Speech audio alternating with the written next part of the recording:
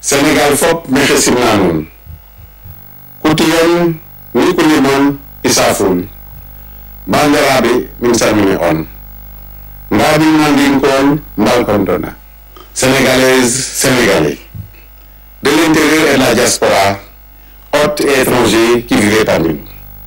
Au moment où s'ouvre la campagne électorale, je voudrais vous adresser mes chaleureuses salutations.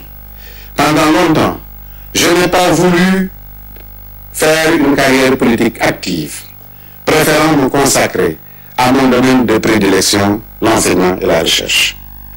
Toutefois, j'ai fait une incursion dans le domaine politique comme premier vice-président du Conseil régional de Fatick.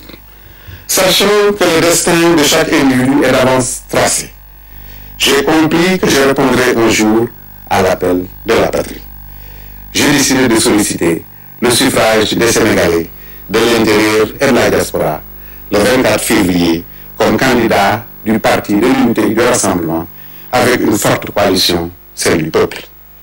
Cette candidature résulte d'un constat d'échec du système politique qui a cours dans le pays depuis notre accession à la souveraineté nationale.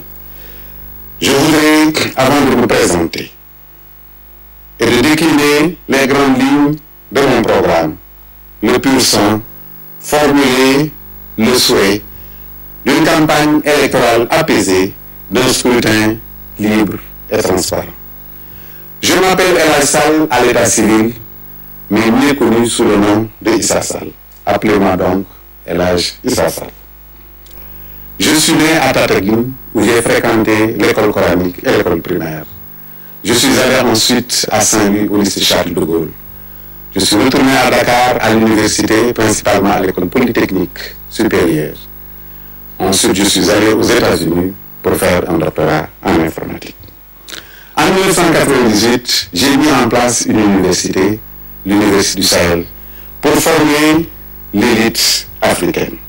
Dans le domaine de la consultance, j'ai eu le privilège de traiter pendant 20 ans toutes les élections qui se sont déroulées au Sénégal et une bonne partie des élections qui se sont déroulées au Burkina Faso. Chers compatriotes, pour ce qui est de mon programme, le pur sang, il est essentiellement axé sur l'homme. Imaginez un rectangle à sa bouche des ressources naturelles et des ressources humaines. La ressource humaine, l'homme, doit être capacité par une solide formation religieuse, académique et civique pour devenir un bon citoyen. C'est ce citoyen compétent, imbu de morale, de valeurs et d'éthique que nous avons placé au milieu comme acteur de développement. C'est lui qui doit explorer, exploiter nos ressources, de cultiver, de pêcher, d'élever, de transformer, de commercialiser, d'enseigner, de soigner, de défendre nos frontières, d'assurer une bonne sécurité et de nous fournir l'ensemble des services et biens nécessaires à la construction de la nation.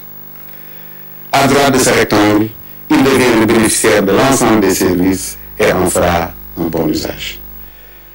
Le pur sang tourne autour de 6 axes. Le développement humain et la réduction des inégalités. La construction citoyenne et les valeurs culturelles. L'équilibre institutionnel et la bonne gouvernance. Le développement économique inclusif et durable. La paix et la sécurité. Le financement et le partenariat. Au niveau du développement humain et de la réduction des inégalités, les langues nationales occuperont une place de choix dans les écoles. L'anglais et l'informatique seront étudiés de la maternelle au supérieur. Le baccalauréat général sera réformé avec la disparition des séries pour permettre aux apprenants de se tourner résolument vers les STEM, sciences, ingénierie, mathématiques et technologie. Les départements seront dotés d'universités et d'hôpitaux de proximité. Le système d'état civil sera davantage fiabilisé. Au niveau institutionnel, signataires des assises, nous allons les appliquer de façon intégrale. Le nombre de ministres ne dépassera pas 20. Les fonds secrets et spéciaux et les caisses noires seront supprimés. Un référendum multi-choix sera organisée. Les assises inclusives de la justice seront convoquées. Le président de la République ne pourra plus faire partie d'un parti. Le cumul des mandats électifs ne sera plus d'actualité et je vais m'atteler à combattre la corruption sous toutes ses formes. L'agriculture, l'élevage, la pêche, l'artisanat, les ressources en eau, l'énergie et l'économie numérique seront une priorité nationale. Des mesures incitatives permettront aux PME et aux PMI de créer de la richesse et de faire le plein emploi. Le pays sera désenclavé par un système de transport multimodal en corrigeant les inégalités. Nous allons consommer ce que nous produisons et produire ce que nous consommons. La paix et la sécurité. La paix en Casamance sera érigée en priorité. Nous allons instaurer un service civique pour les jeunes à partir de 18 ans et renforcer le maillage du pays par l'installation de brigades.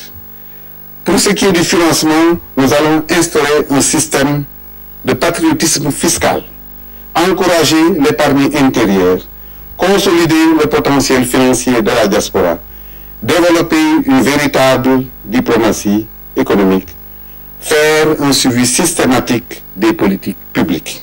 Chers compatriotes, j'ai hâte de vous retrouver pour revoir demain avec vous le déroulement du programme.